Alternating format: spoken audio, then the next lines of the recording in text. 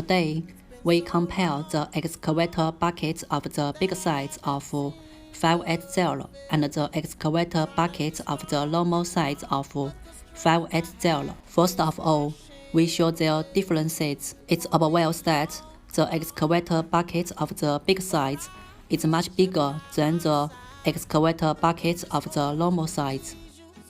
Next, this is the displays of their volumes.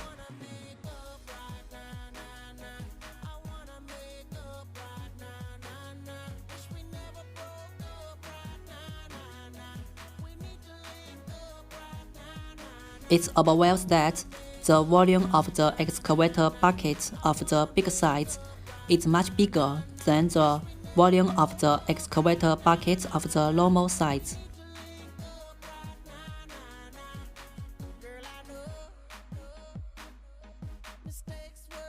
Next, we install the excavator bucket of the big size for the 580.